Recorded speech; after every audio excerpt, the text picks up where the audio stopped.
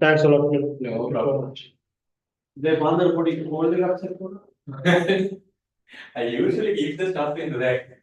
So yeah, thanks. See you soon.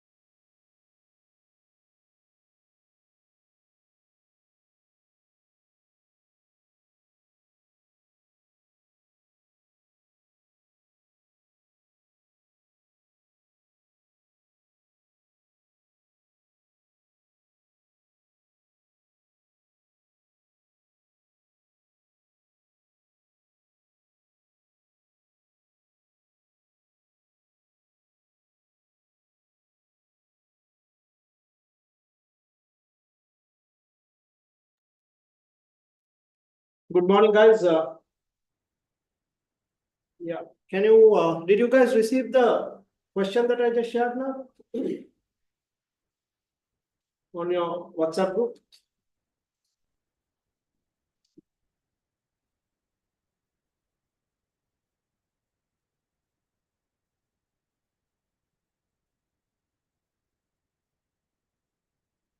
Hi, Amina and Sajid. I've shared a question on your WhatsApp group. Have you received it?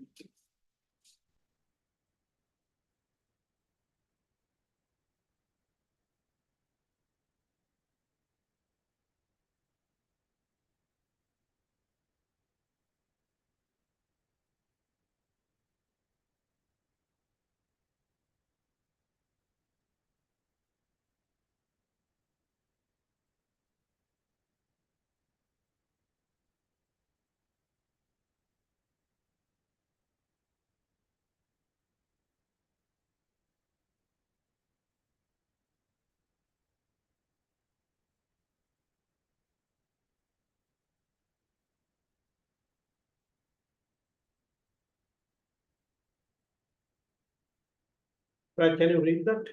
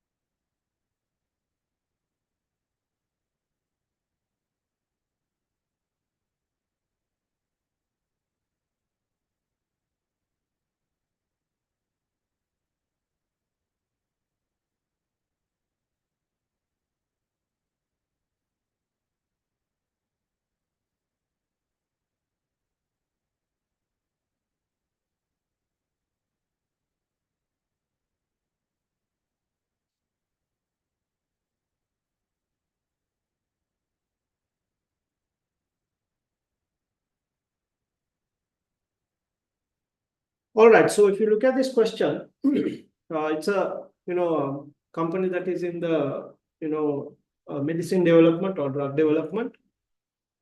So they have three divisions. One where they develop the drugs, right?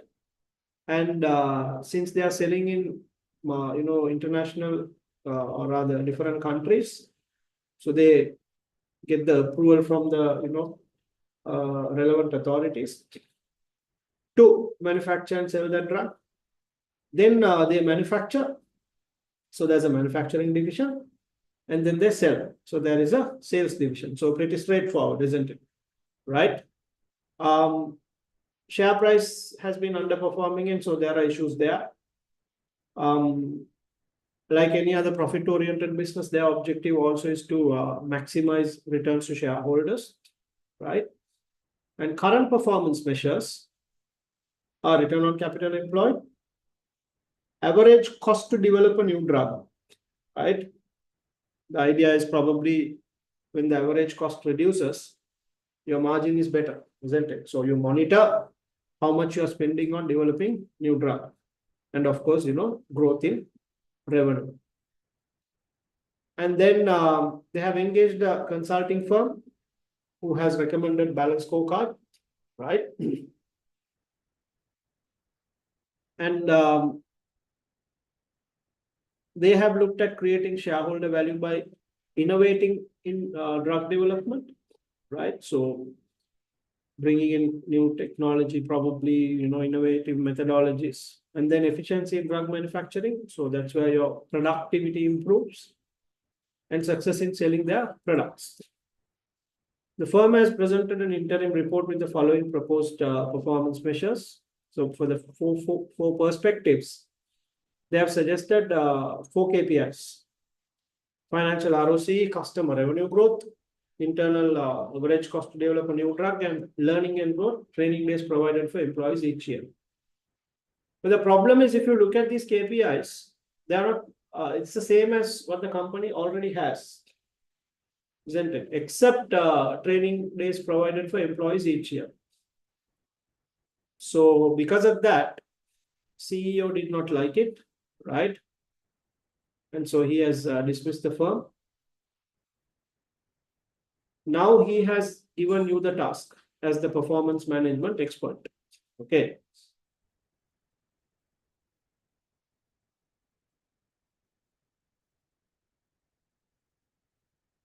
So firstly, he will want you to relook at this. So let's see what the questions are. Second, he wants you to evaluate choice of performance measures currently used by Monza. Third, there has been debate at board level about how ROC should be calculated. Now, ROC, we know, operating profit divided by capital employed. But there has been debate. The marketing director stated that he was not sure, or rather she was not sure what profit figure of at least 4 which were available. So according to their profit statement, they have 4 profit figures. Companies can have multiple depending on what kind of cost structure they have and at what level they want to measure their profit, right? It's up to them.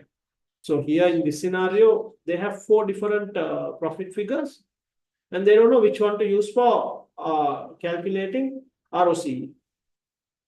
Especially given the large variation in results which this gives, obviously, isn't it? When the profit is at different level, and the ROC will give different figures. She also wondered what the effect would be of using equity rather than all capital to calculate a return on investment. Normally, when you say capital employed, it's the total capital, isn't it? So she's asking, if we only use equity, then what will happen? So then we have to see, what the data is, and then accordingly we have to advise. It's like this. If there are no debt involved, and if everything belongs to equity holders, then fine, you can use equity. But if there is debt, then your profit figure is also a result of both, then we need to tackle it accordingly. I'll come to that in a while. Some basic data has been provided in Appendix 1 to assist you in quantifying this. In addition, the board is considering introducing a TQM, right? Obviously, quality of output is critical in such a heavily regulated industry where the products can be a matter of life and death. There has been discussion about testing this idea within the manufacturing division. The CEO wants to understand first the cost associated with quality issues within that division. To aid your analysis, he has supplied some detailed information in Appendix 2. Next, the board requires an outline evaluation of how a TQM approach would fit in with the manufacturing division. Finally, they are talking about the information system and how the cost of this new system, will be and how this will fit in within the existing lean management approach. Now, what I want you to note, guys, okay, they are talking about KPIs in one question. Now, they're talking about balance scorecard, which is what non-financial performance indicators, models that are used in evaluating non-financial performance. We have balance scorecard, performance pyramid, building block, isn't it? Then they are talking about quality aspects, TQM, quality cost, JIT, there are so many. Then again, they jumped into lean management. So in this 50-mark question, right? So you can be tested on many things. Okay. So it's important that you are thorough, like I always say, in any area, so that you can bring in quality answer. All right. So let's see quickly how to answer these questions. Number one, assess. As usual, write a report. Normally 50 mark is a report, so ensure that you follow the report format, right? 2 will be board of Monza, and you are a performance management expert. Okay, here you go. Performance management expert. Date, the exam date. Subject, just say performance, report on Monza's. Now, the first question, assess the problems of using a balance scorecard at Monza. I'll give you 2 minutes. Just jot down something. Now, we know what Monza is, right? It's a drug development company, and a few other factors. So the question is 8 marks.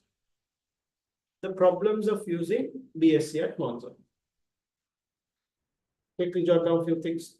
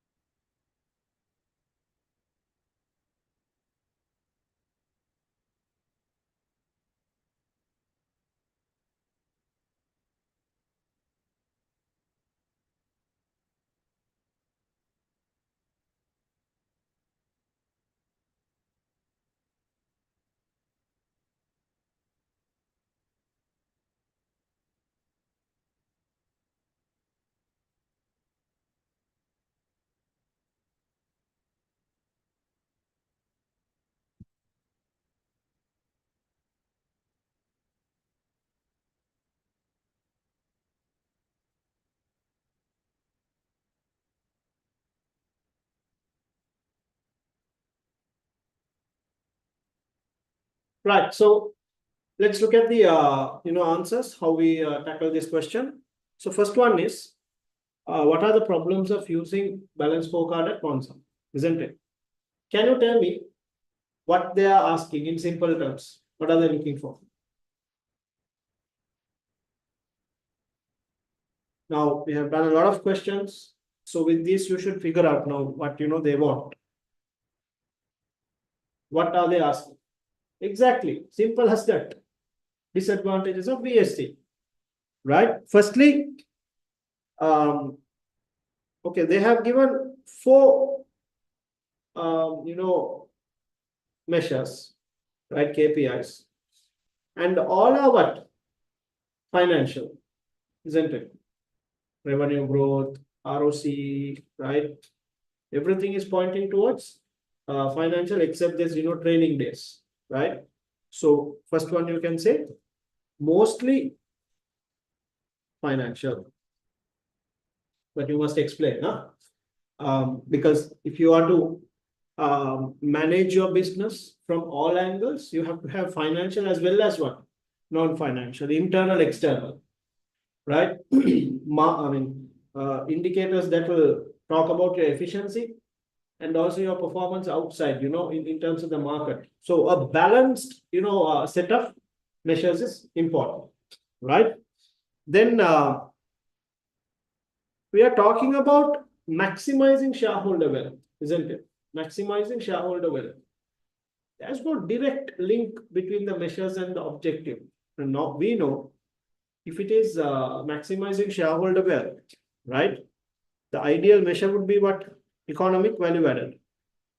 So here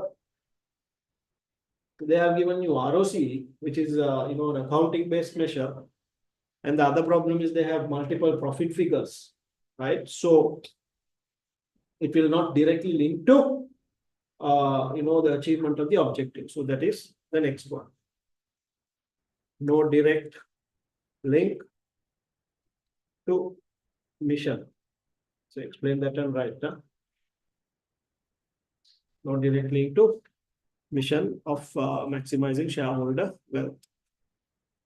Then as usual, measures will conflicting measures.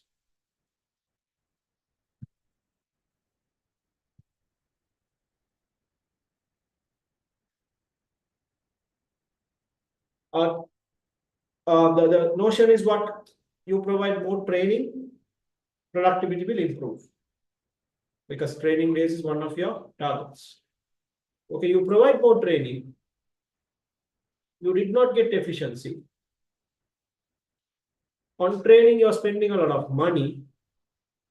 So your profit go down. So on one side, your profit went down. On another side, you did not gain your efficiency targets. So you're losing. So conflicting measures.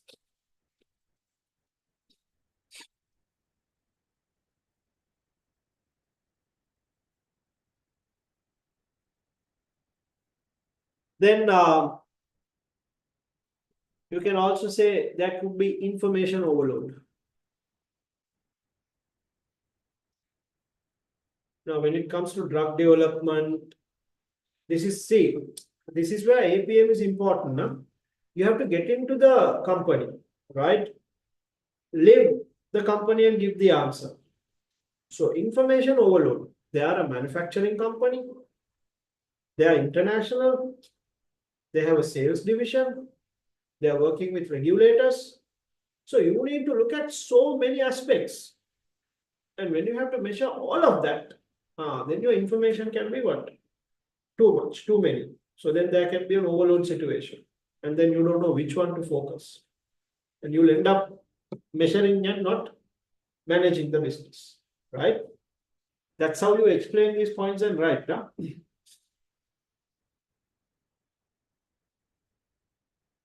Another problem, gaining management commitment.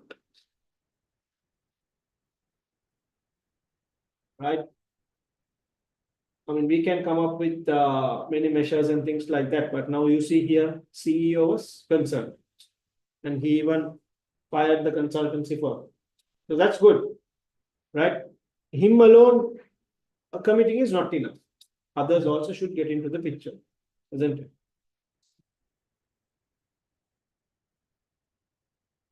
Then time and cost. Time and cost involved in generating data, in the information system, right?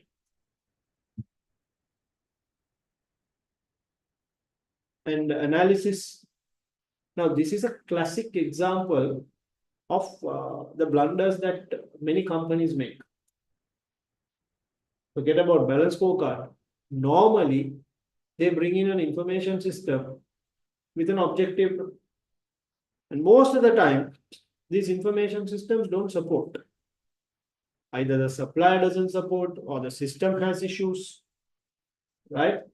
Then it creates a big problem because you don't monitor, you can't measure performance on a daily basis, right? I mean, in a factory flow, if you don't know who has come and who has not come, how will you manage that day on that particular day?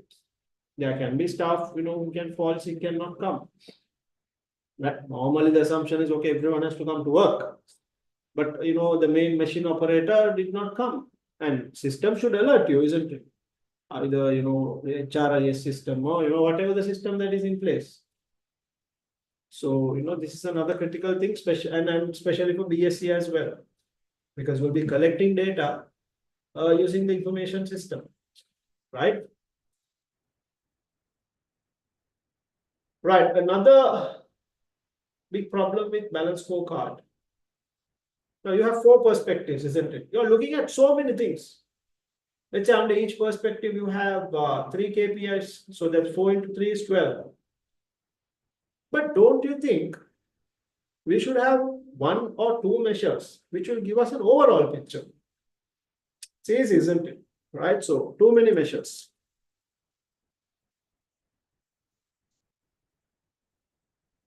Need 1 for overall.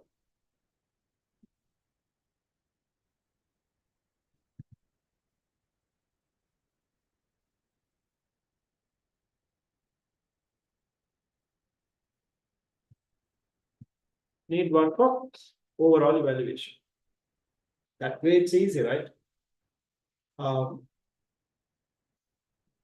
mean, it's like in a cricket match, let's say the score will tell you whether your team is performing good or bad, whether you are winning matches, the team score. But if you want to understand further performance, then you go to individual players' stats, and there are so many, there are rate, there, this, all that. And then you can understand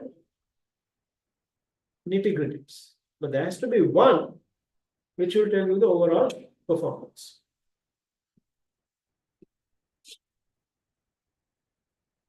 Then there can be lack of key perspectives. Now you see, it's particularly important for this company. They are into drug development and they go to a particular country's authority to get approval. What is the status of those? Are they, getting the approval? What kind of issues they face? Right? Are they not getting? If so, what's the reason? Because they can learn through that, isn't it? And if only you measure that, it will get highlighted. Otherwise, no. Right? So lack of key perspective. So you can say drug development, CSR initiatives, right? ESG or whatever that applicable to you.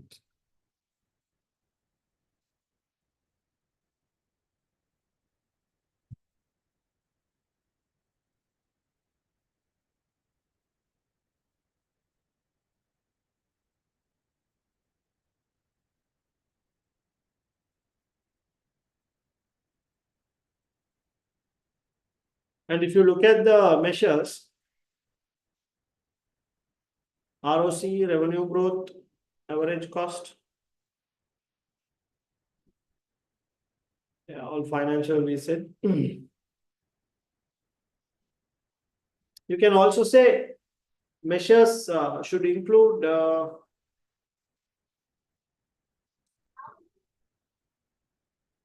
strategic,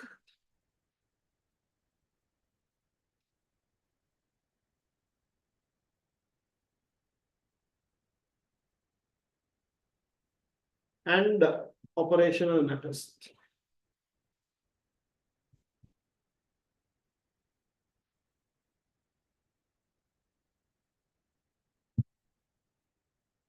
Not only strategic, but both, right? So that's another key thing that you need to focus on. So 8 points would do. Got 9 here, right? Any questions?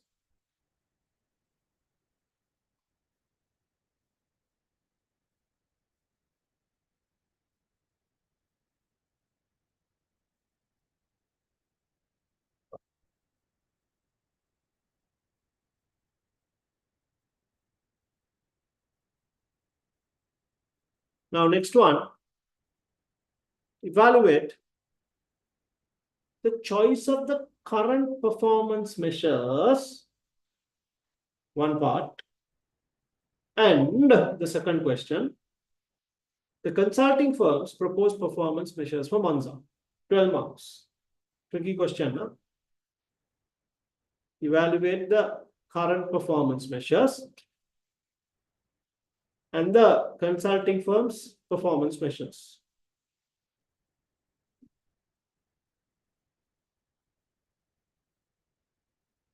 Yeah, I'll give you 5 minutes.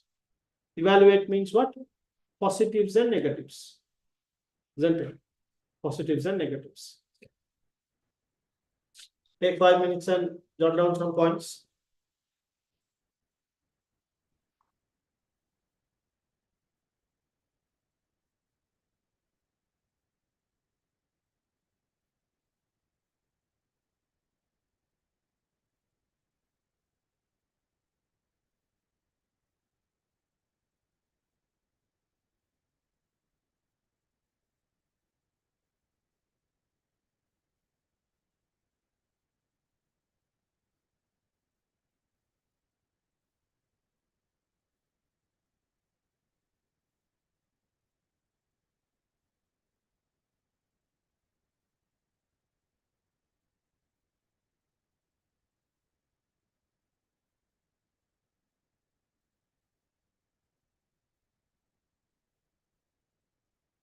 Now here you will be a little confused because current performance measures and the consulting firms measures are same.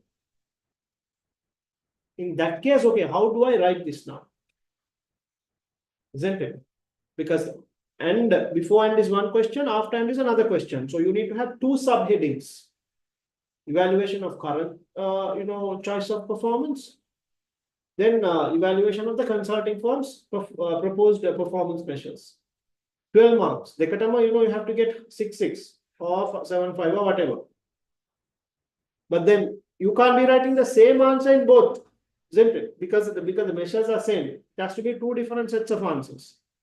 So give it a try. I will give you the answer in a while, but give it a try.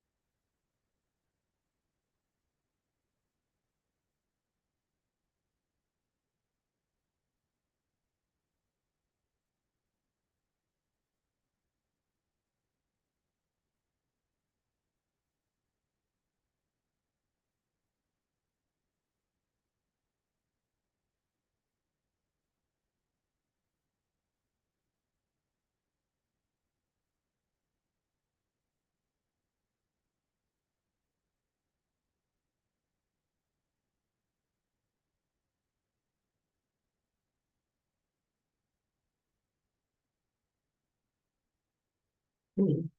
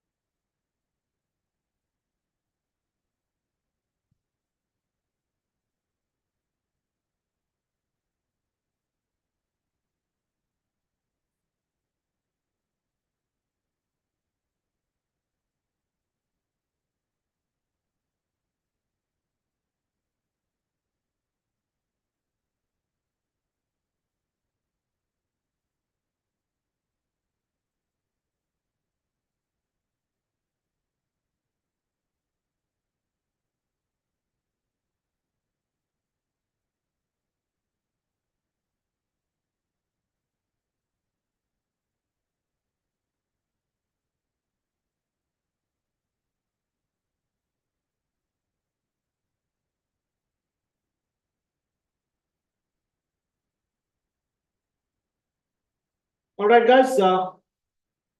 Can you share the answer for the first part if you have? Choice of current performance measures.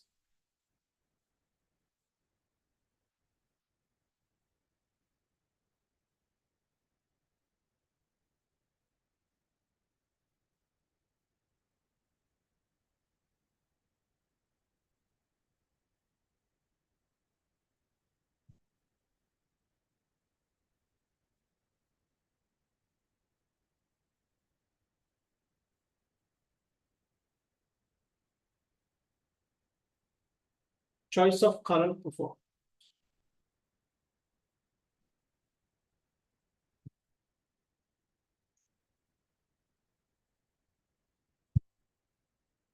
Purely financial. Okay, what else?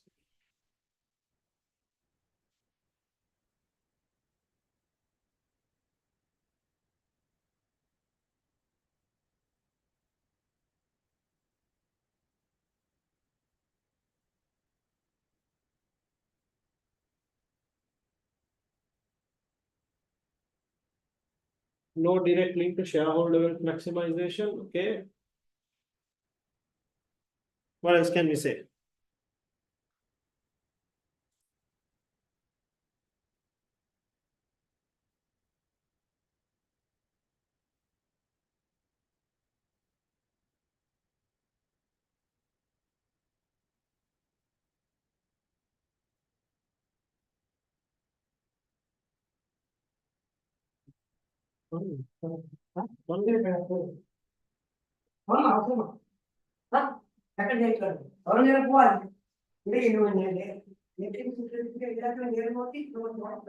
Okay.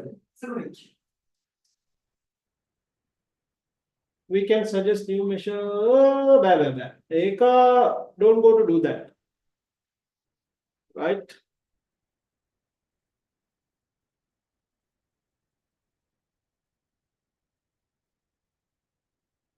Third part is touching a bit on that. No? Yeah. You can do that, but then it has to come with proper justification. No? Doesn't consider safety measures in drug development, which is critical. Okay. Right, let me give you my list with regards to the choice of current performance measures, right? First thing, all are financial. All are financial. Now, financial measures, they can be what? Manipulated, isn't it? They can be manipulated. So that's the biggest problem. You will not know what is, happening in fact, right? Truth will not be known.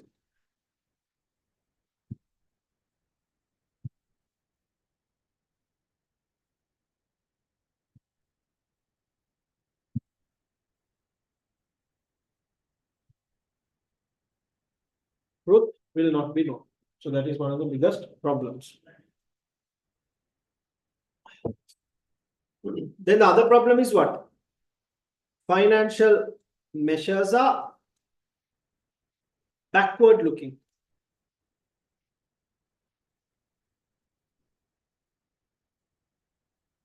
Right? And for decision making, we need future data.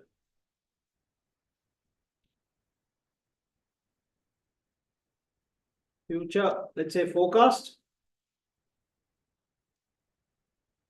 Right? For decision making, we need future forecast. Not only, past data. Right? Then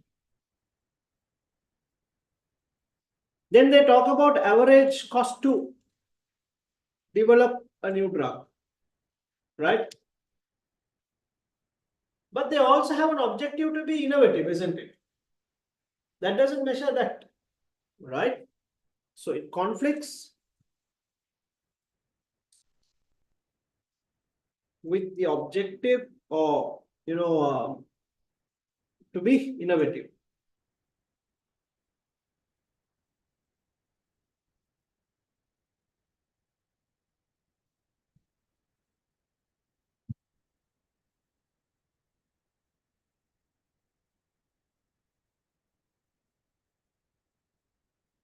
Then focus is only on financials, but no non-financial performance indicators. Right? You need NFPIs also. Balance between financials as well as non-financials. Then the other one, revenue growth. It's a good measure. Right? When you say evaluation, you need to talk about good and bad both. So revenue growth is a good measure. But what is the other side? Now, when you say revenue is growing, that means you are selling more products, right?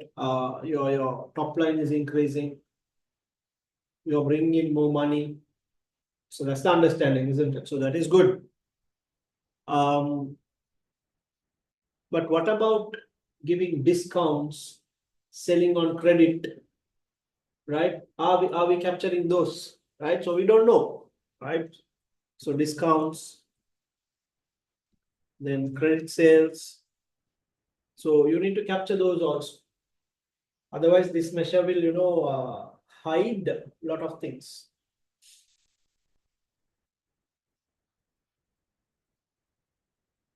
You can also say revenue from new products, new drugs also need to be looked at to see the real effect of revenue growth,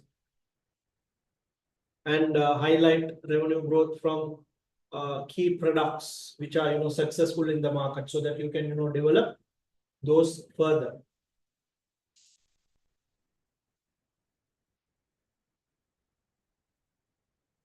Then average cost to develop a new product, right, will not mention efficiencies.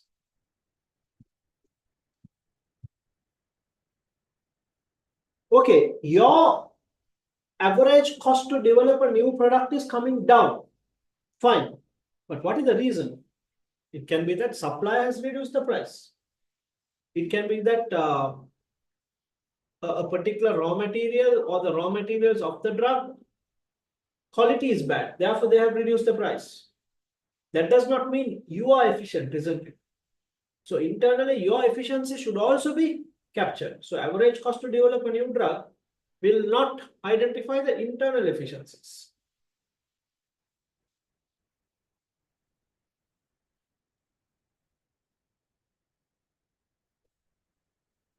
So these are the 6 that I have noted, right, in terms of current performance measures.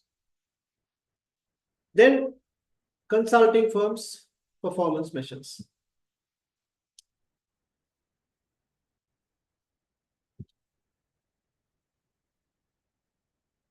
Consulting firms' performance measures. Give me a few points. What do we say about those? Now we can't write the same thing here. All right, it has to be new points. If you write the same thing, you won't get marks.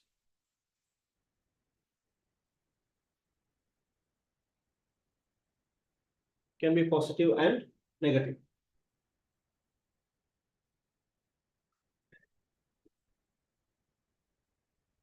Now, what do we write for consulting firms' performance measures?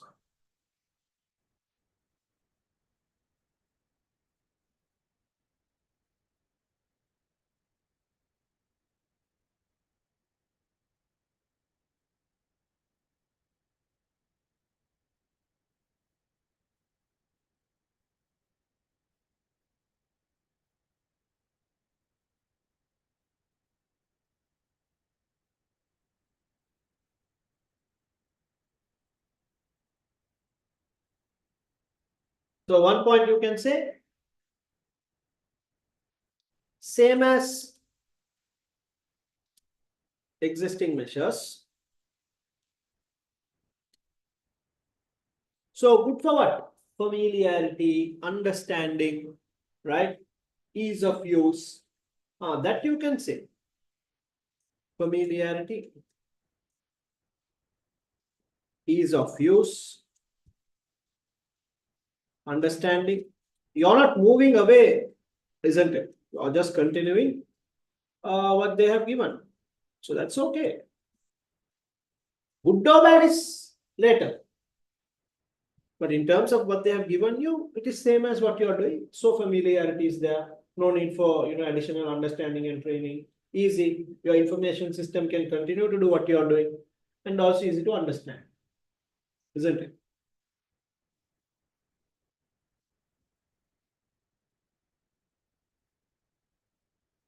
Then existing information system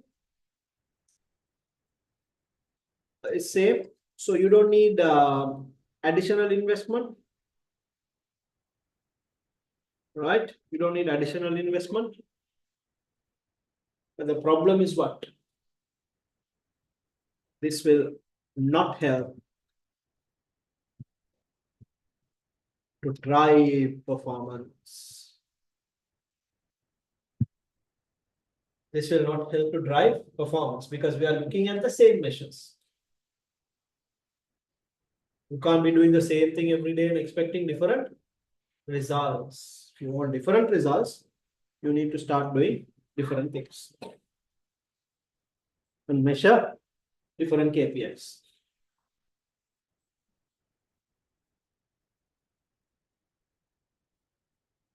Right now, Sagar, your question of whether we can suggest new measures. Here you can say, but before that you have to say, none linked to shareholder value maximization. Hence, EVA could be brought in. And then you write 2 lines about how EVA can help measure shareholder value maximization.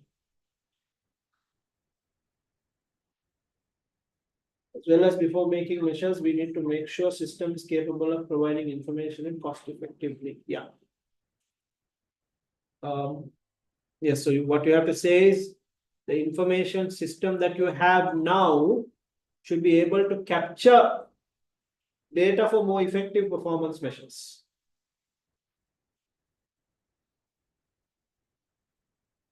When you change, when you change to new measures.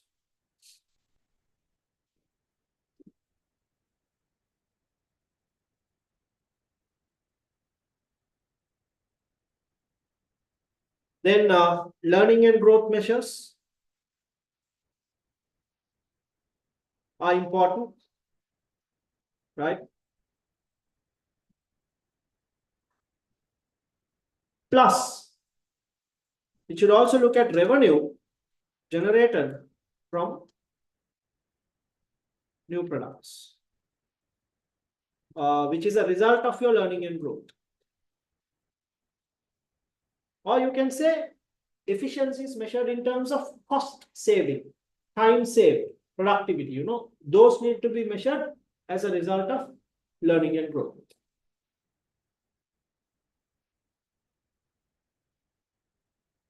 Training days cover wider scope, correct? This need to be cover only those who are not knowledgeable in operation in effective way. Yeah. Plus, provide additional knowledge to people who are already up there. I get what you're saying. I mean, no point teaching debit and credit to a guy who is ACCA qualified, right? Plus, you need to teach something more or better to a guy who is ACCA qualified where he has not gained that knowledge before. Both. So both need to be captured in your learning and growth.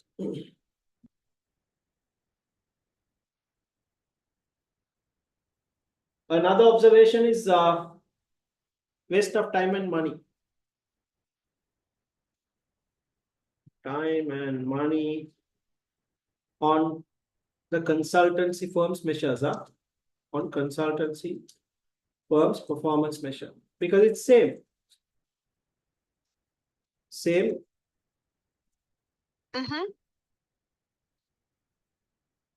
as now. So they have to give a balanced view, come up with more innovative measures. So consultancy firms performance measure is a waste of time and money for us at the moment.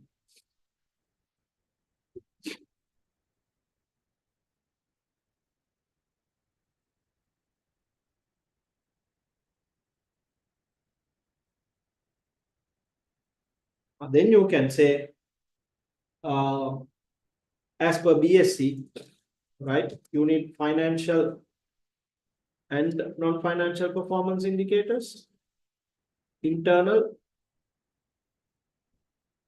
and external performance measures.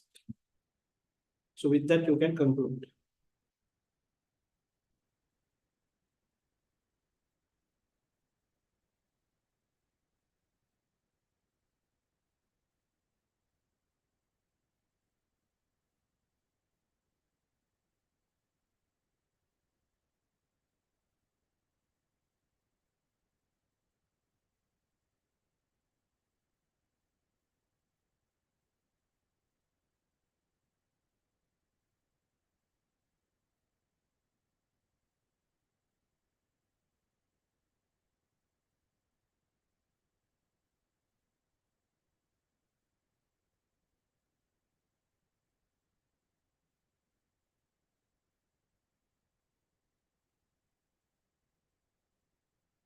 Right, guys, now I want you to compare these two lists.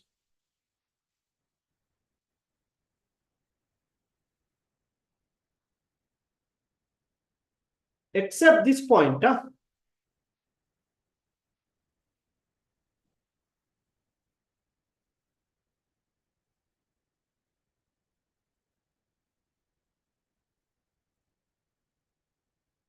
except the last point. Oh, you know what I have highlighted? All others are different, isn't it? Choice of current performance measures. This point I said focus is only on financial, but no NFPI. Under consultants, as I said, BSc should include financial and non-financial. Why? You need to reason it. And also include internal and external. So I have added that one, internal and external. So if you look at these points, right, I have carefully written to show that we are not replicating up and down. Choice of current performance measures and consulting firms performance measures. It has to be different. The way you write. Now, this is where you need to focus in APM. Further, you have to carefully write the answer. Okay. So what you write on top in terms of evaluating the current performance measures has to be different to what you write at the bottom, because both measures are same. So that's how the examiner becomes tricky, in confusing you. So you have to be really, really smart in ensuring that you don't write the same thing up and down. Now, a lot of these questions, guys, I choose for you to understand this. So meva pick karanda, and make sure that you, carefully tackle this in the exam. Because I have seen students enough, whatever they write on top, come and write at the bottom, because the measures are same. Then they also ask me, sir, what else to write? So you have to be creative enough to separate it. 12 marks you need to capture, isn't it?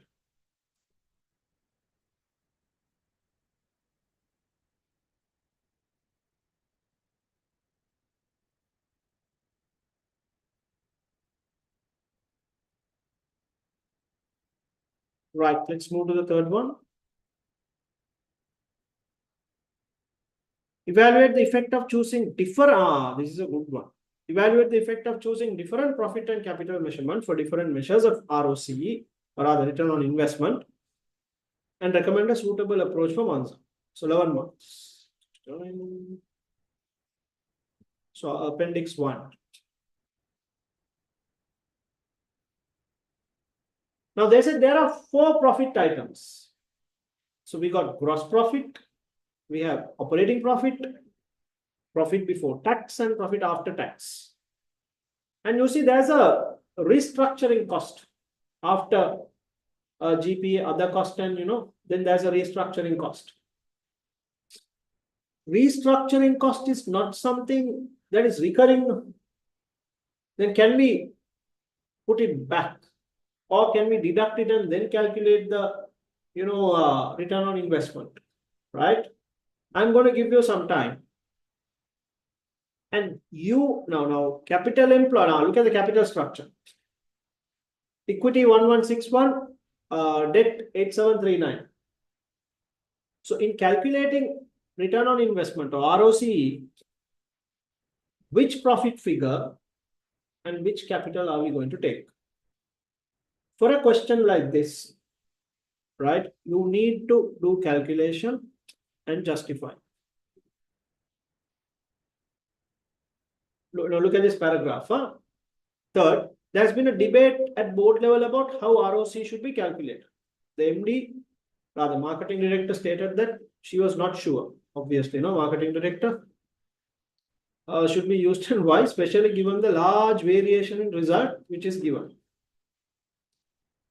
Which this gives. She also wondered what the effect would be of using equity rather than all capital to calculate a return on investment.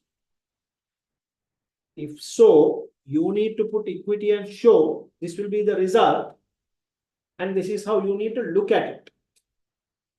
Some basic data has been provided in appendix 1. Okay. So she is asking which profit figure to take and which capital employed to take. And what if we take only equity as the denominator, capital figure? If that is the case, your numerator has to match that denominator. Apples with apples, isn't it? Can you do some work? There's marks for calculation plus theory. All right. Think can calculate some ROCs, with combinations, and recommend a suitable one. I'll give you a few minutes.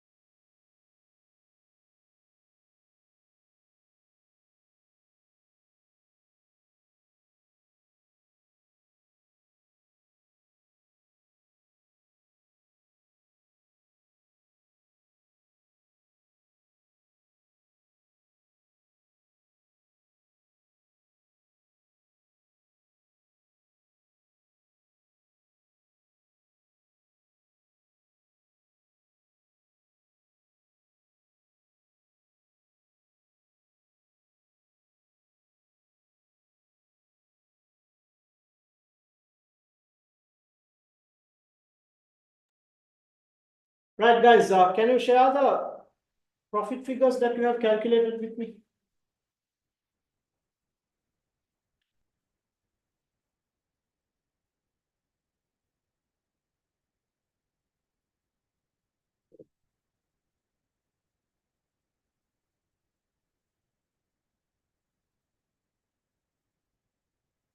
What are the profit figures that you have calculated? You can just put the equations there.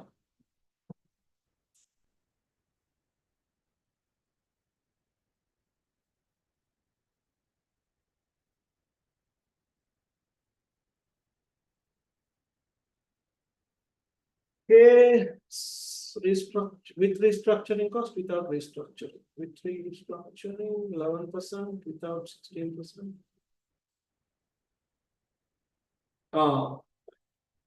Three. Sagar, very good. Huh? Now, actually, we need to, right? So you have done everything. So it's better, but make sure that you don't run out of time. Because when you're confused as to which figure to produce, you do, as much as possible. Using equity, yeah. Using equity, if you are using equity, that means equity shareholders, no. Then the profit figure that you take should only what is left for them. If you are using equity, then the profit figure is what is left, only for them. It can't be the operating profit, because operating profit is before other things. Yeah.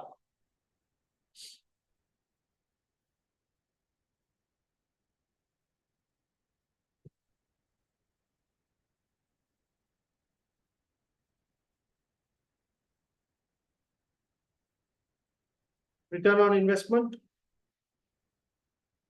based on operating profit.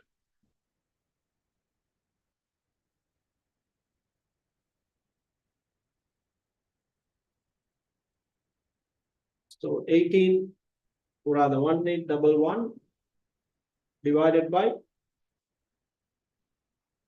equity, which is 1161 plus 8739. 18.2%. So you can say this helps to look at the overall picture of the company, isn't it? And operating profit matched with total capital.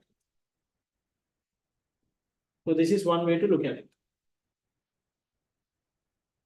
Then return on investment before restructuring, restructure cost.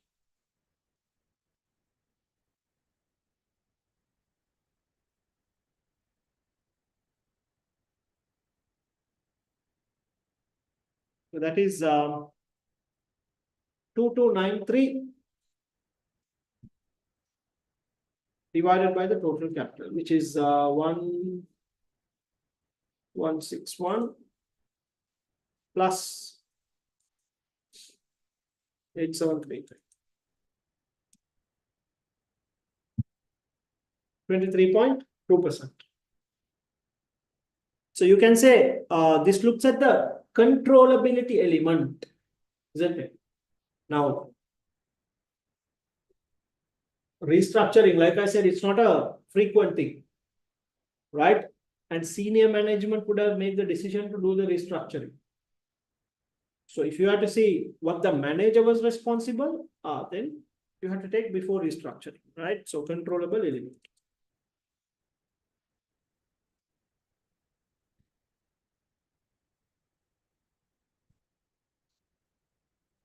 So good for, looking at the responsibility accounting part.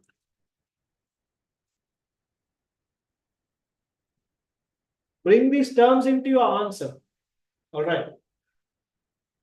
Bring these terms into your answer. That's very important. So ROI with operating profit is 18.2%. ROI with before restructuring is 23.2%.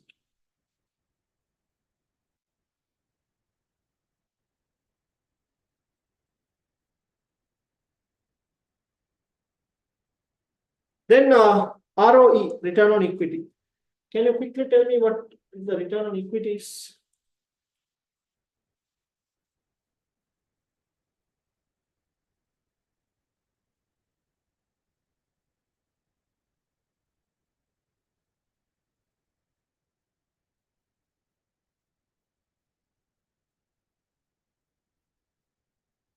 So profit after tax, 1126. That's what belongs to whom? Equity holders, divided by equity, 1161. 97%.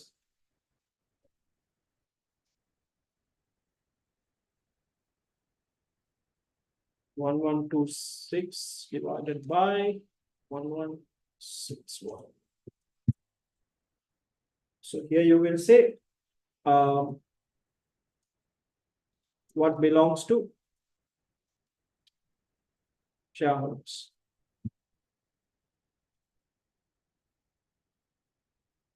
96%.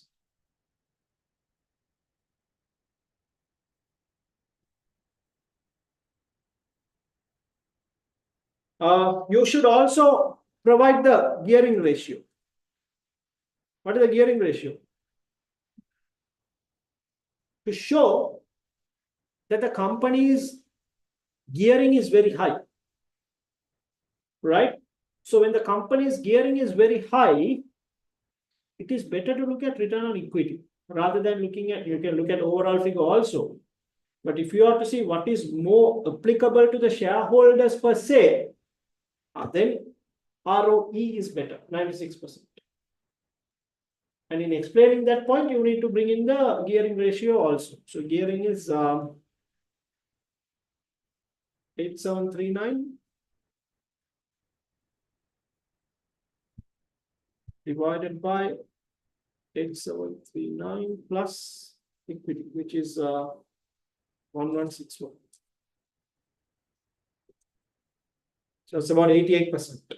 So highly geared company, isn't it?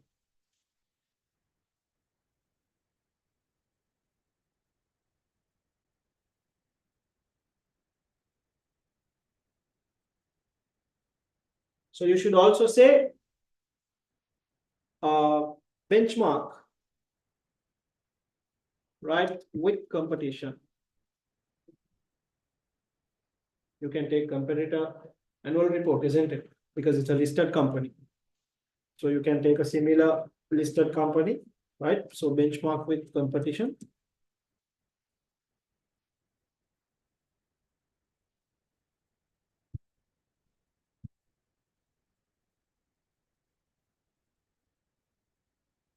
Right. Also, since it's a percentage, comparison is possible, isn't it? Relative performance.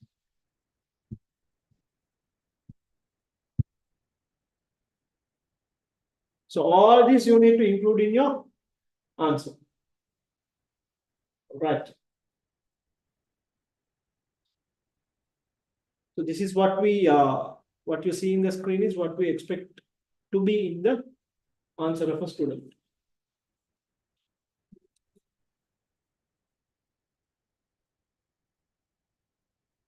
You guys okay? Any questions?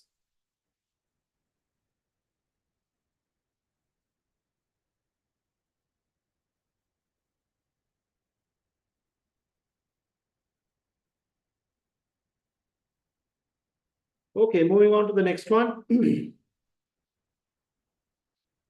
Analyze the current quality cost in the manufacturing division and then briefly discuss how implementation of TQM would affect the division. So first we'll analyze the current quality cost. Right. What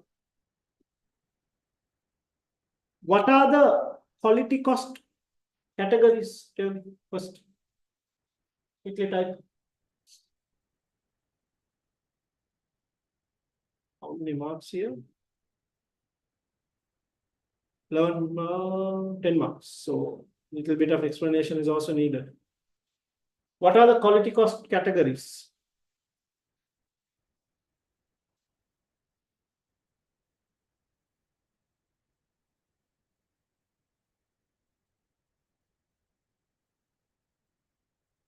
What are the quality cost categories?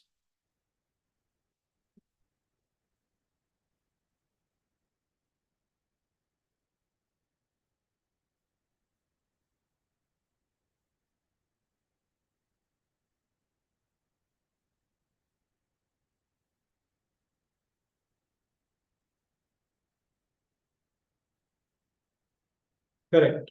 Prevention, appraisal, internal failure, external failure.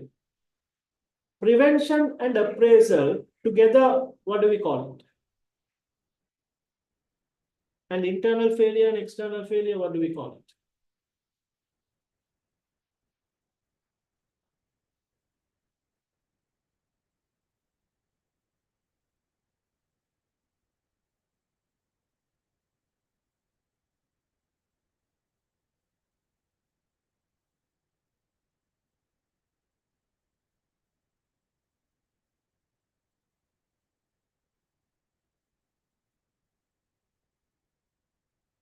Very good. Conformance cost and non-conformance cost. Conformance is prevention and appraisal. Non-conformance is internal and external failure. In answering this question, please explain what they are. Prevention, what it is. One and a half line is enough. Okay. Appraisal, what it is. Internal failure, what it is. External failure, what it is. So prevention is all the money spent on preventing something bad happening. Appraisal is examination, testing, money involved in examination or testing, matters related to quality. Internal failures, something wrong happened, product has not reached the customer.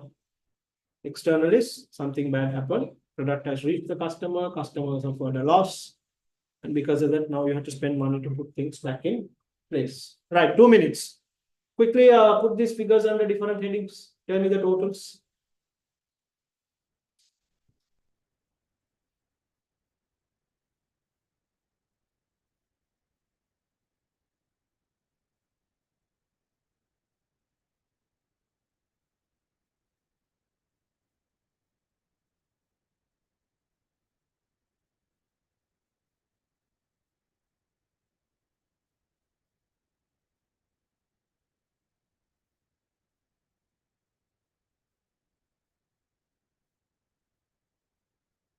Quickly put the quality cost under different headings and get me the total.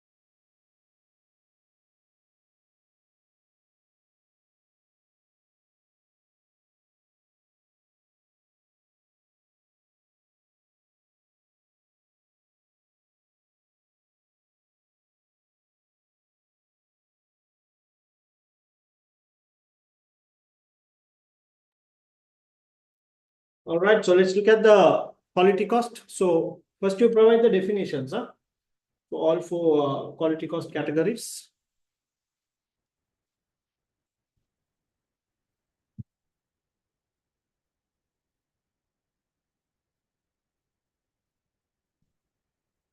Prevention, appraisal, internal failure, and external failure.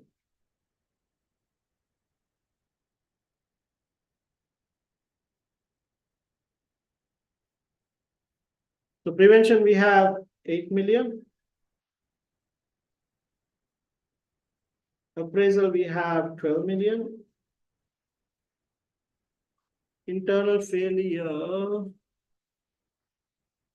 17 minus 4. Right, so that is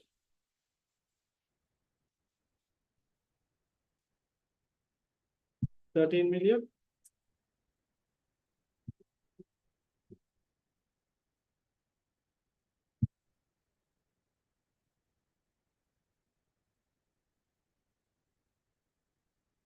Let's put 13, 17 minus 4. Then external failure, 22 plus 5, 27 million.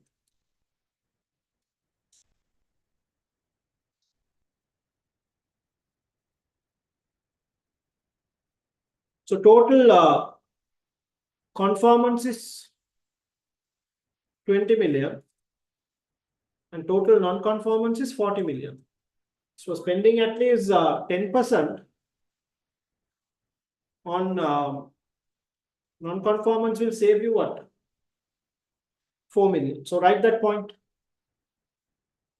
Spending 10% improvement will save 4 million.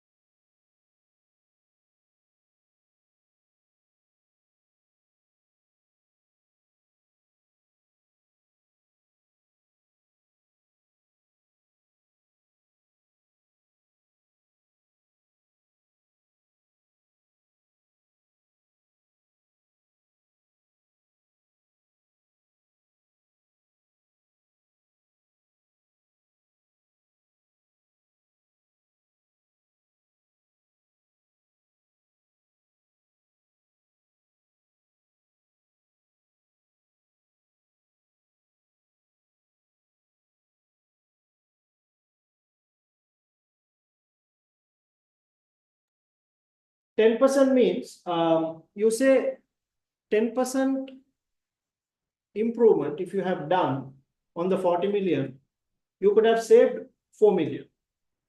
So what it means is, if you spend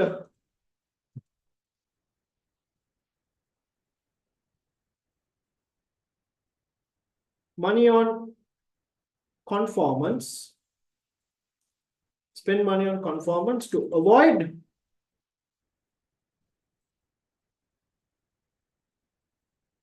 non-conformance cost. Spend money on conformance to avoid non-conformance cost.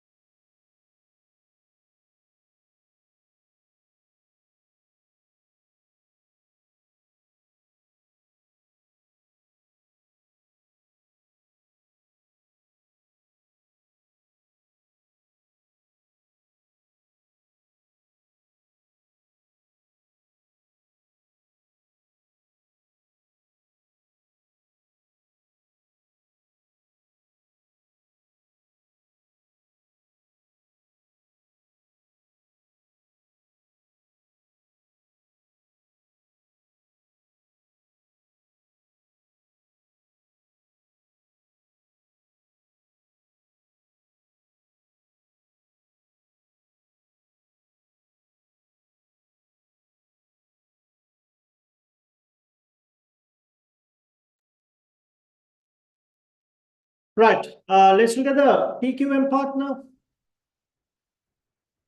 Second part is what? How implementation of TQM would affect the division. Now, total quality management, right?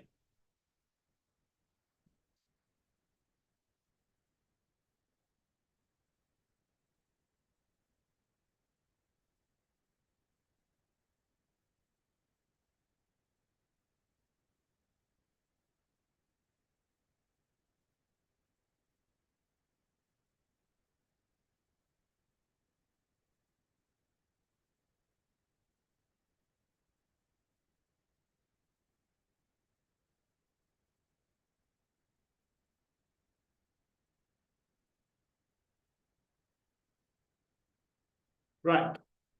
So as you see on the screen, these are the 4 factors you need to capture. So it's about prevention of errors before they occur. So you need to put the systems in place, train the employees, right? Spend some money so that they don't do any mistakes. So prevention of error is better. So that's why you need to spend money on conformance so that you can avoid non-conformance. It will protect your reputation, save money, and then work on continuous improvement, right? Gradually over a period, you continuously improve your processes, focusing on efficiencies. So there you can say drug development work, manufacturing, right? So that your cost of production will come down, efficiency will improve. Then real participation by all, from the security officer to the CEO, everyone should take part in quality initiatives. And you can also talk about quality circles, right? All employees should get involved. And finally, management commitment, right? Senior management support should be there.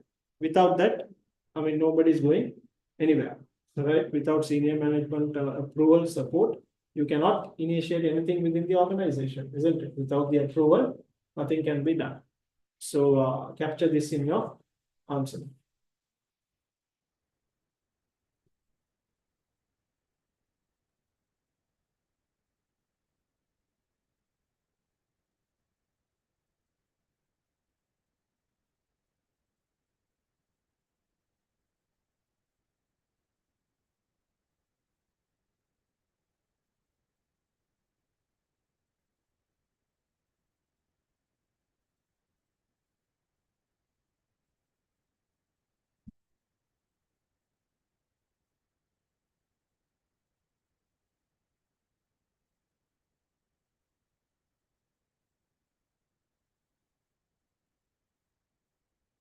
Right, the last one, briefly advise on how drug development division can aim to make new information system lean.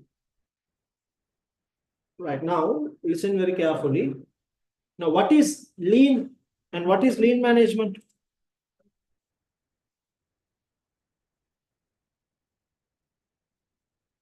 What is lean and what is lean management? Tell me that first.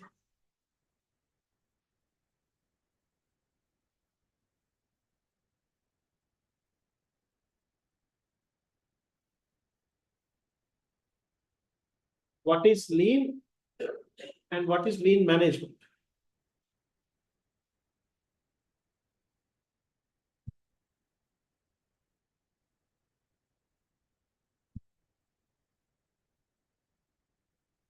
So lean management is all about waste elimination. Exactly, right?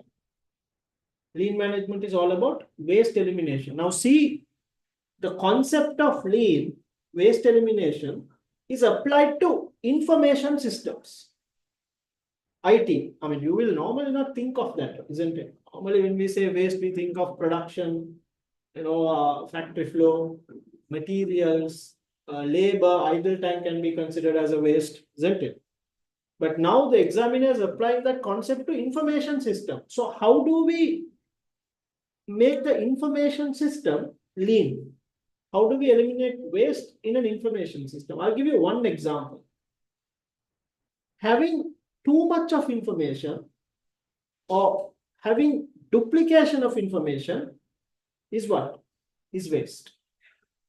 You will take up space, time, money. That is what he is looking at. Alright, so here in questions like this, you need to be smart in terms of figuring out what exactly you need to write. Okay.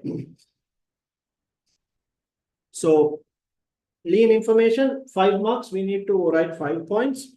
So number 1, avoid information overload. So you can explain that.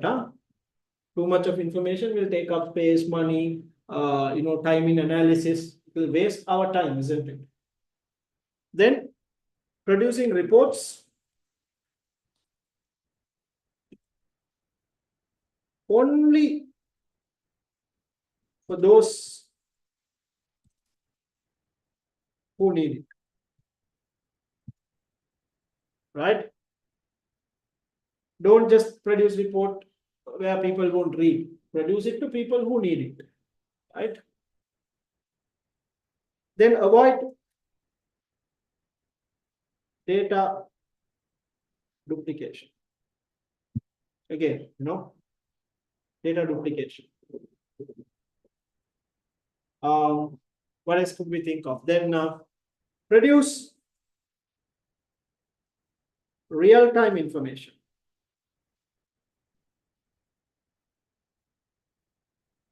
See, if you produce data later, you can't act on it. And that data is what? Useless. You have spent time and money and effort in producing that data, which is no longer useful. So produce real-time data on which you can act and make a decision. And finally, the most important thing, information produced should be accurate and clear. Information produced should be accurate and clear. Otherwise, if you produce wrong information, again, you have to produce accurate information. If it is not understandable, if it is not clear, again, you need to prepare information so that, you have to put more work in making it understandable to the reader. Graphs, pie chart, various methodologies. So these are the 5 points that you can write under lean information system.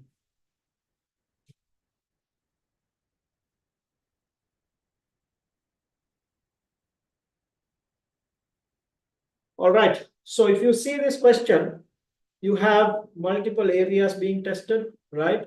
And sticking to what exactly is required, right? So in that few things, you need to know the theory really well and your time management. Okay, don't go overboard, time management is very important. Easy questions, attempt first, and then move to the later parts later. All right. Let's take a short break and come back.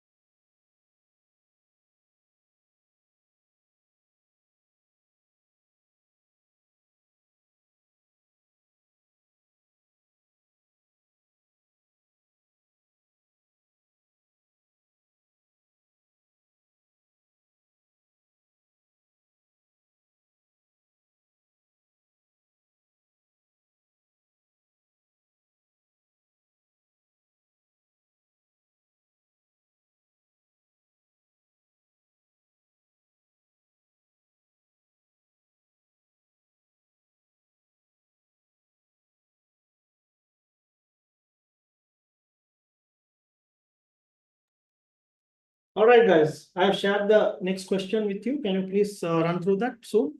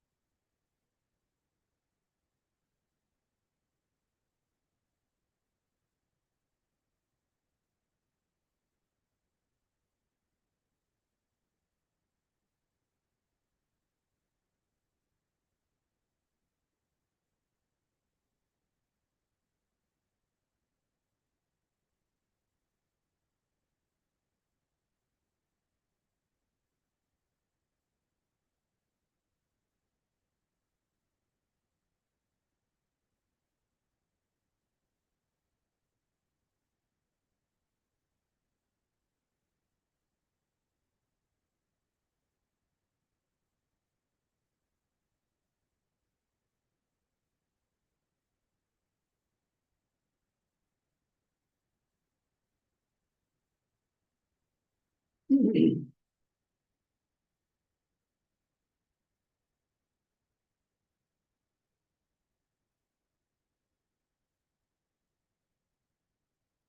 right, guys. So I hope you went through the data. Now, this is a question that I don't miss in any revision, right? It's a must do question. Okay. This question says a lot about APM exam also, right? In terms of how sometimes it can be tricky, what exactly they expect from you, right? And how much of theory you need to know. And most importantly, how carefully you must read the question. By now, you would have figured out, especially with the AB, I mean, especially with A and B. Sometimes you will have certain confusions, right? So it shows, it's a good question to highlight all of that. All right. So let's see how to go about. Okay. Don't worry if you can't do this. Pretty much, not a lot of students, get it right. It's not that it is difficult. It's just, it can be a little confusing. And guys, now see the data they're talking about, power generation, electricity, station types, coal, gas, nuclear. Now, these are not things that we use on a daily basis, no? Unless, of course, you're working for such an industry, isn't it? If you're working for such an industry, yes. If not, you will not be familiar with these terms.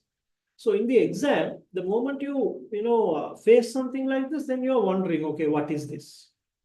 How do I bring it to the answer? So sometimes these words can confuse you, right? They can make you not understand what is going on. So that's what happens, right? So that's why you need to be able to be calm, understand what is going on, right? So let me first read it for you. So Max, well, electricity generation is a electricity generating firm. Something like LECO, producing power for industry and the general public. In the past, company has been dominated by the need to make suitable returns on capital for its shareholders. So it's a private entity, right? Power stations work in broadly the same way by taking in fuel, which is coal, gas, or nuclear, and producing electricity and waste products. All right. Maxwell has the following mix of power stations. Now, the understanding this data is very important. Let's do one by one. So we got coal, a smaller plant and a large plant. Gas, a smaller plant and a large plant. Nuclear, one plant. Maximum generating power. Even if you don't understand this MW, it's okay. You can just say output. It can be units, liter, whatever, but here it's megawatts, isn't it? Right. 300, 300 for coal, 600 for large coal, small 39, yeah, 1,200. Operating cost of electricity, right? Dollars per megawatt, that is also given. Capital cost is given, right? Number of stations of each power station. So at the moment they have 8, 16, 20 stations in total. Totals for Maxwell, total capital invested. Now these are totals. Now see, pay attention. Total for Maxwell. Number of station, total number of station. Total capital invested for all the stations. And total CO2 emission. Now you see, they said waste. All power stations work in broadly the same way by taking in fuel and producing electricity and waste. So here, megawatts generation is electricity, the output that you expect. CO2 becomes what? The waste. Right. Now, that's why the understanding of this data is very important. Maximum generating power is the output of the station measured in megawatts at 100% operating capacity. So they have told you, what is megawatts. The electricity produced by a station is measured in megawatt hours.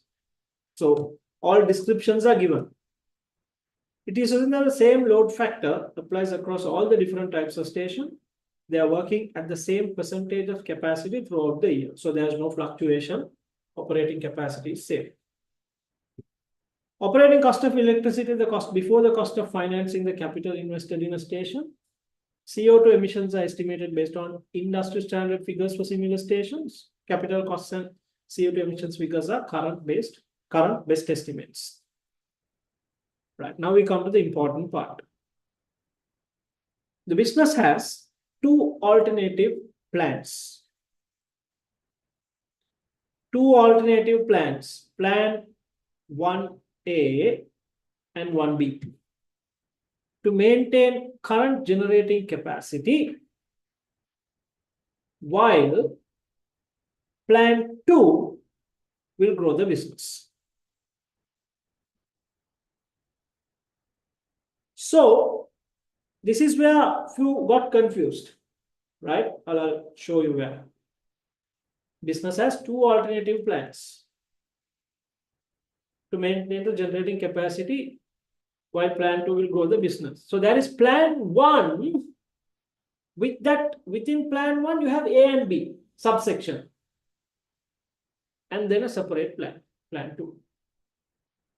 Plan 1A, build a new nuclear power station to replace one of 300 megawatt coal station, one of 600 megawatt coal station, and also one of 300 megawatt gas station. The stations being replaced are all reaching the end of their life. So plan 1A, they want to increase one more nuclear station and get rid of these 3. 1B, replace the gas and coal stations mentioned in plan 1A with equivalent gas and coal station, thus maintain the current generating mix. So no change. You just replace one gas and coal, so no change. Of course, you need to invest, right? But the composition of the power stations will not change. Then plan 2, in order to grow the business, a new nuclear station is being considered in combination with one of plan 1A or B. Right, if that is the case, if it is plan 1A and plan 2, then it will be 2 nuclear stations. If it is plan 1B, then 1 gas, 1 coal, 1 new nuclear station. All right. So in combination with one of plan 1A or B, this new nuclear station would be the same as the existing one. So in terms of cost, output, CO2 emission, it's going to be all same. Max is trying to raise finance either for plan 1A or 1B, and in addition, one of these plans, plan 2. A nuclear plant takes about 5 years to build. These are relevant for the other parts. Assuming no regulatory difficulties or problems over the design choice. It has working life of 40 years. You take 5 years to build, 40 years to operate, and costs about 1 billion. At current price to decommission, although this estimate is uncertain as each site is unique if the decommissioning difficulties which it presents. So decommissioning means at the end of its life, you need to put the land back to its original use. That's what the decommissioning part is. But the biggest problem here is it is an estimation. So we don't know what exactly is going to be the cost. We will only know after 40 years. The government of D has joined the international community in pledging to have greater concern for the environment. Initially, it has stated that there's a national goal to reduce carbon dioxide emission by 20% in the next 5 years. That's one objective. Reduce CO2 by 20%.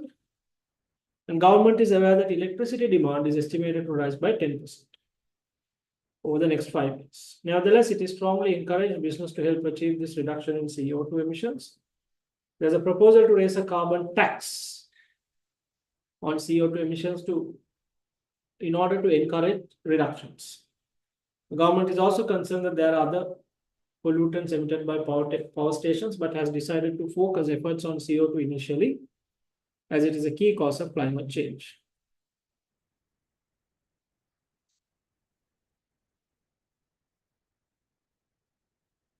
Right.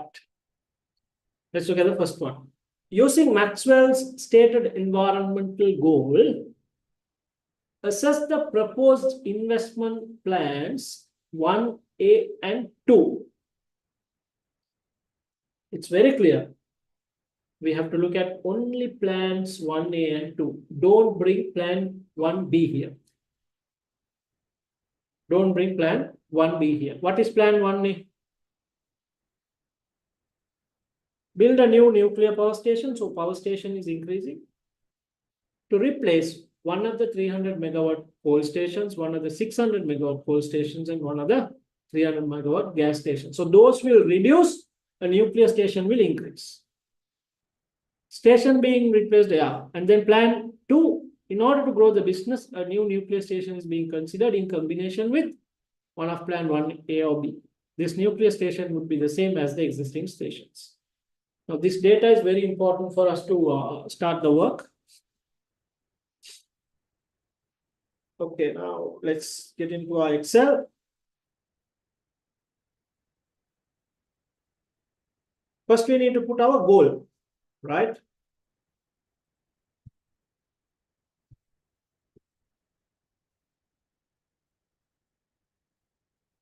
Reduce CO2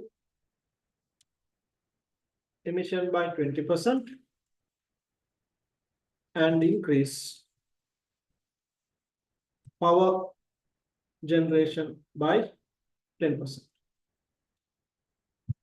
So whatever we are doing, whatever the option we are exploring, should help achieve this objective. Otherwise, no point.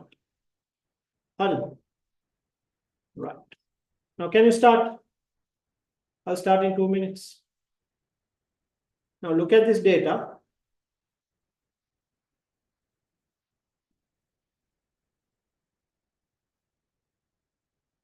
They are talking about increasing power generation by 10%, reducing CO2. Now, if you look at this table, they have given you a lot of data. Operating cost is given, capital cost is given, total capital invested is given. All that is not needed for us. What we need is power generation and CO2 only. Now, I told you, you can get confused, right? So when there's a lot of data, that's what happens. So you should know which data to pick from the details that are given. So for our objective to reduce CO2 emission, we need CO2 data. To increase power generation, we need megawatt data. That's all. So we should learn to work with that. Start now.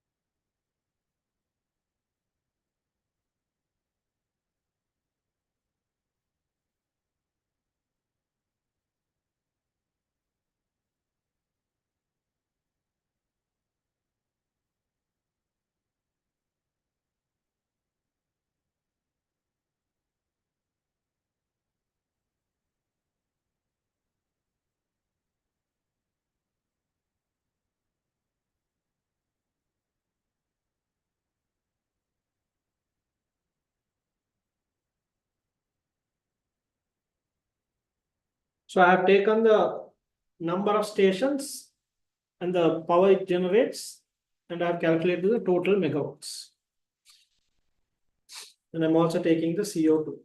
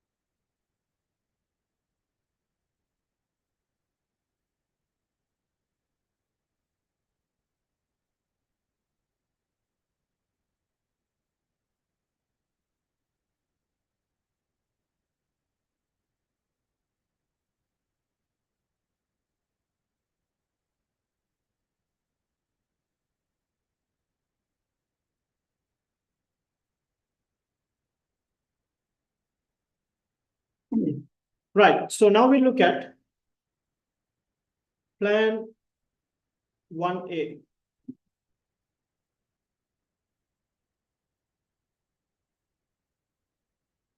Right.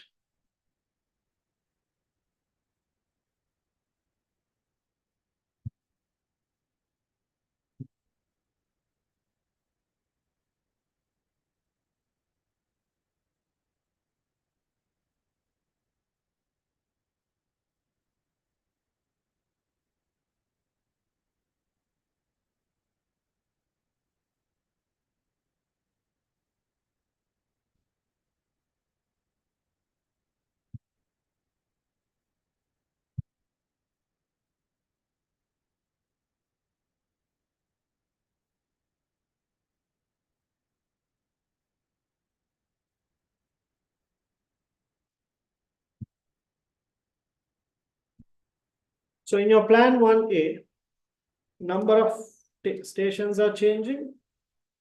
Therefore, megawatt and CO2 will also change.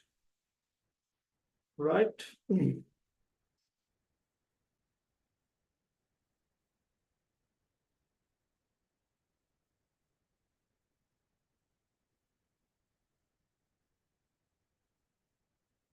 So coal stations, 4 will become 3 because we are reducing one.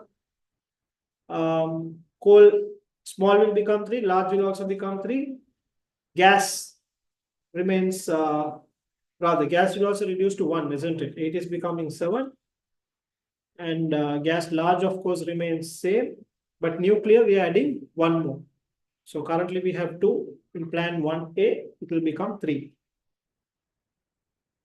So now megawatts, 3 station multiplied by 300. Per station is 300, so 900. Then 3 into 600, 7 into 300, 2 into 900, and 3 nuclear into 1002. And the total there is 10,200. Right? Similarly, CO2 emission. Okay. So what is given here is the total. 3.15 is for 4 stations. So now we have to find it for 3 stations. So 3.15 divided by 4 multiplied by 3. 2.3625. 12.61 divided by 4 multiplied by 3. 3.15 divided by 8 multiplied by 7. 7.1 divided by 2 into 2 remains same. 0.5 divided by 2 multiplied by 0.75. And the total of that is 22.4263. We need the total here as well.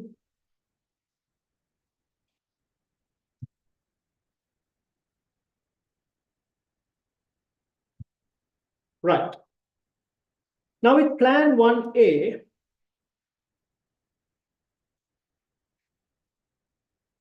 CO2 changes, not CO2, yeah, CO2 and then megawatts, right? Now, megawatt, now you are generating 10,200 with plan 1A. Earlier you generated 10,200, isn't it? So no change. No change. That means we are not meeting the objective in terms of power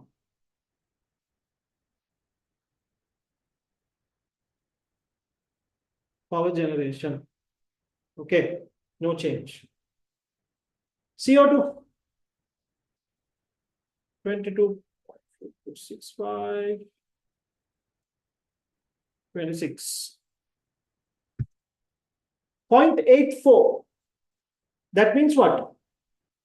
0.845. So 85% means 15% reduction, isn't it? 15% reduction. Now, our target is 20%. So plan 1A fails to meet both targets. Plan 1A fails to meet both targets. That's the conclusion.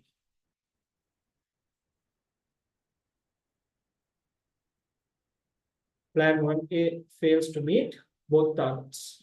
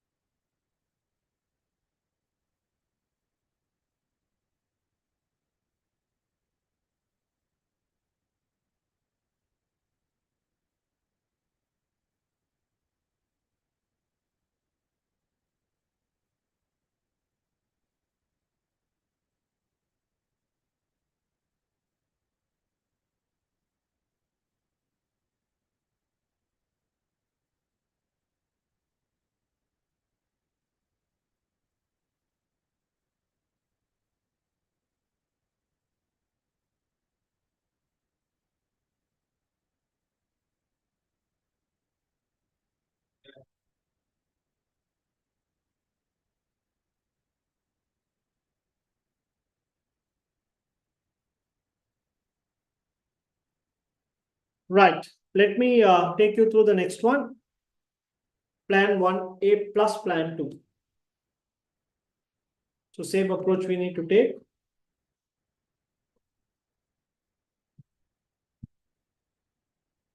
One A plus plan 2.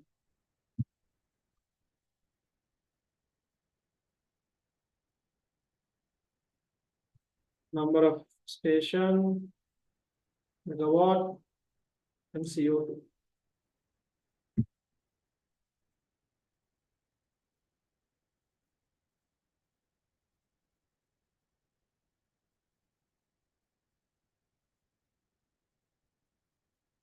So number of stations are now changing, isn't it? It's just that with plan 2, we are adding another one more nuclear station.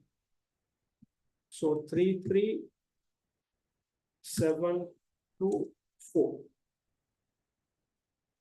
So now we need to get the output for this. Since it is the same, I'll take it from here. Right.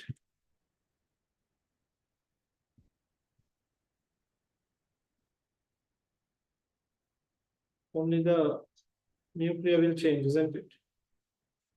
So that is 600 into 4. What 600 into 4? 1,200, yeah, into 4, 4,800. So divided by 2, multiplied by 4. 4,008. Sigma of that is 11,400. CO2, only the nuclear CO2 will change, all others are same.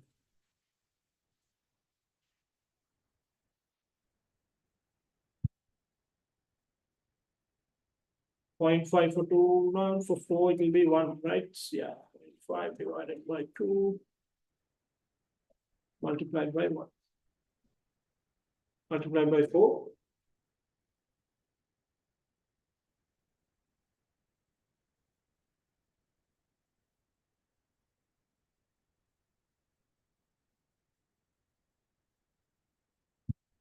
What? 22.67625. Right, now, can you tell me the reduction in CO2 and the increase in power? Now the power is changed, isn't it? Power and CO2 have changed. Megawatt, what was 10,200 is now 11,400. CO2, what was 26.51 is now 22.6725. Power has increased, CO2 has dropped. I want the percentages. CO2 megawatt. Tell me what has happened. I'll give you 1 minute quickly to calculate.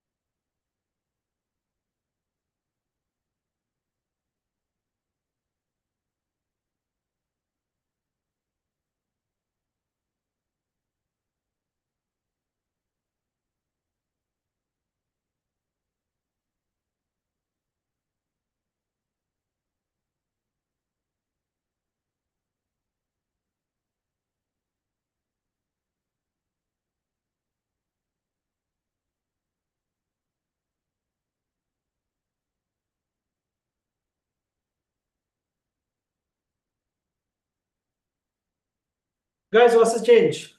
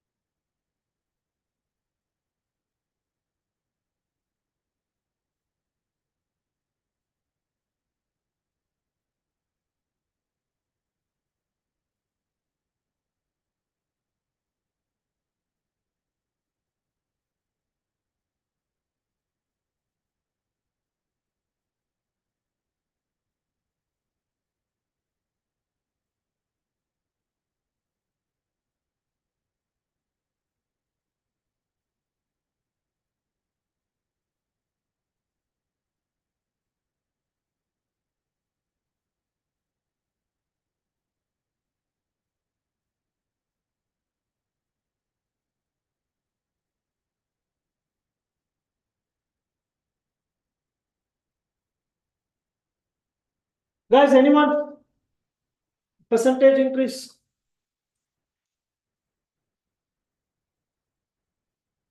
Okay, so CO2, sorry, megawatt, 11,400 divided by 10,200. So there's a 11.7% increase.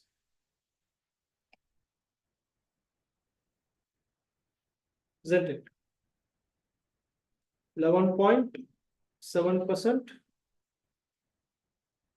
increase. So your power generation objective is met, isn't it? CO2 drop. Okay, I have gone and put it in the wrong place.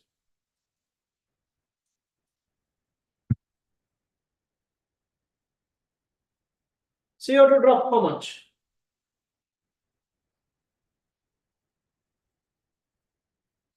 Now, when you take the CO2 drop, you can't compare directly 22 with 26 because 22 is for 11,400 megawatts output, whereas 26 is for 10,200. So you have to take the per unit value and then compare. All right. So for 11,200, it's 22.62 divided by 11,400. 26.51 divided by 10,200. So the difference between these two.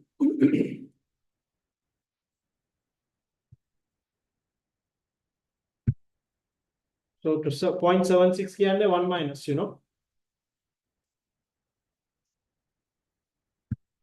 So that is 23% reduction.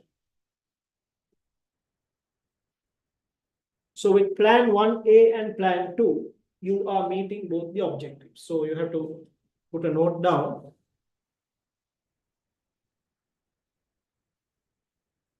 With the above plan 1A and plan 2, Maxwell will be in a position to meet both the objectives of CO2 emission and power generation.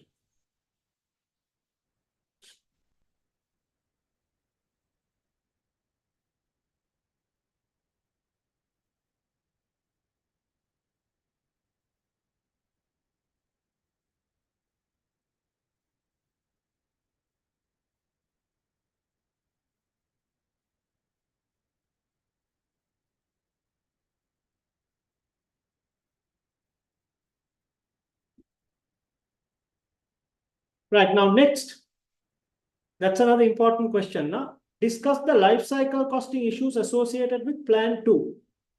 Now, particularly plan 2, if you see, look at this paragraph. The paragraph on top. Maxwell is trying to raise finance for either plan 1A or plan B, or 1B. In addition, plan 2, a nuclear plant, takes about 5 years to build, assuming no regulatory difficulties or problems over the design. It has a working life of 40 years and costs about 1 billion at current prices to decommission. Although this estimate is uncertain, as each site is unique in the decommissioning difficulties which it presents. Right now, 5 years to build, 40 years it's operating, and after 40 years only you are what? Decommissioning. Now, let's say the guy who's doing this project is 60 years old. Do you think he will live to see the end of this project? No. Do you think he can estimate the cost of decommissioning? No, because after 40 years, God knows what will happen. Now, these are what the life cycle issues are. Let me show you one more thing and explain what exactly is happening there.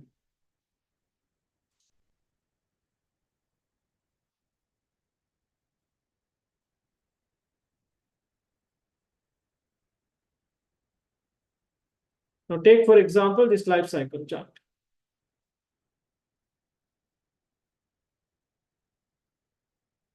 Product life cycle.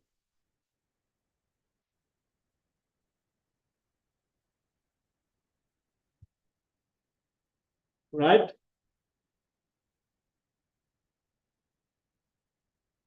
Now you see our nuclear plant, even to introduce, before introduction, there's 5 years. Growth, maturity, decline, this whole thing takes 40 years. After that only you will know what is going to happen. Right? So question is, what kind of difficulties this will pose to you? You understand? What kind of difficulties will this pose? Right? Discuss the life cycle costing issues associated with plan 2. So the things that you have to say, first you explain what is life cycle costing. Something that you learned from F2, F5, right? We also learned. Life cycle costing is all about costing a product or a service from inception till the end. So total cost of the product or service over its entire life divided by total number produced throughout the life will give you life cycle cost per unit. That is one, those are the initial explanation. Then the issues, okay, within the 5 years, what if there are regulatory requirements that can delay? Then the 5 years will become more. Cost will also increase. Right? Then 40 years. What if the government changes, the targets? Currently they say CO2 20%, but what if they change it to 25%? Because you are already building a nuclear based on those estimates, your output estimates. So if that changes, if the objective changes, then this will also go for a 6. Then the other important part is decommissioning, which is going to happen after 40 years.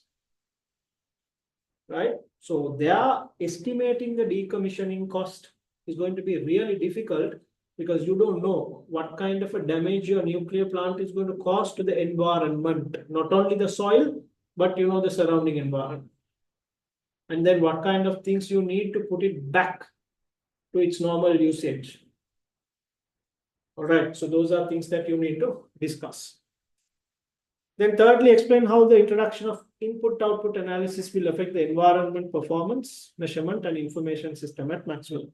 So input-output analysis is basically all what goes in must come out. Difference is what? Waste or evaporation. So again, 9 marks, no more than 5. So you need to explain that. Then environmental performance is basically your activities in relation to the environmental performance management. So you will eliminate waste. So you should be able to measure how much of waste is going to the environment and therefore take corrective actions to put that back into place. And then information system. So you should have data capturing mechanism at each point, data analysis mechanism, reporting structures. Now you might capture data, but that has to be reported in a understandable, format. That has to be presented to the key people. Those are what they're asking there. Information system at Maxwell. Plus, you have to invest on the information system. So there's another cost there. You need to bring in people to operate. Okay, so those are very practical, scenario related questions, right? The last two part, I will share the answer. Let me check if I have it. Yeah.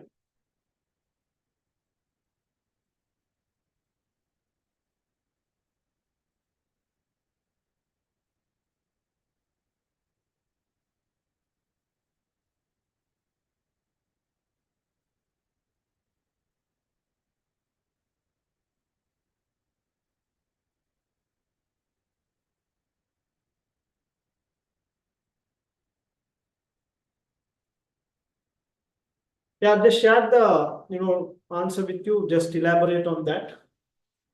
So guys, with this, I will have to say, good luck to you for your exams. Few things on the exam. Like with any exam, ensure that you are managing the time well, right? And when it comes to APM, please be very thorough with your theory. Now you can see all what we are bringing to this answer is full of theory, right? Theory, we are applying application, not write the theory as it is. We will write the theory as it is for definition to get that 1 mark or 2 mark or 3 marks maximum. But that has to be applied to the scenario. Don't go out of the scenario. Just say efficiency, effectiveness, company has to do good. No, you have to specifically say what exactly should they do to improve performance, to tackle the issues. So only when you know the theory, you will be within that scope. Don't go out and talk. What are the balance scorecard issues? You need to know the disadvantages. How do we implement TQM? You need to know the features of TQM. Then only you can implement it, right? So be very thorough with the theory. And so time management, being very thorough with the theory. Numbers, always make sure your decimal points are consistent. Within a question, you need to have, same decimals. If it is 2 point, all 2 point, not 1, 2 point, another 3 point. No, you can't do that. You can round off nicely as it applies. Then use proper headings. You can answer in whatever the order you want, right? And please attempt 100% of the paper. That's very important. You must attempt 100% of the paper and write it in small paragraphs. Okay. I normally say points. It's not bullet points. Small paragraph, 2 line, 3 line, like that. If it is 5 marks, you have to have 5 paragraphs of answer. So you need to, expedite and answer these questions. All right.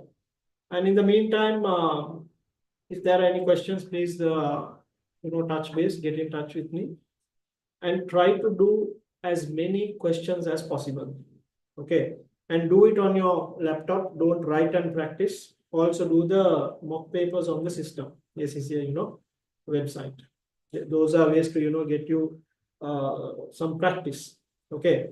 Don't write and practice. Always type and practice because it's an online exam. You should have the typing speed and, the familiarity to work with that environment. All right. So with that, guys, let me call it a day and wish you all the very best for the exam. Be in touch. Thank you. You're welcome.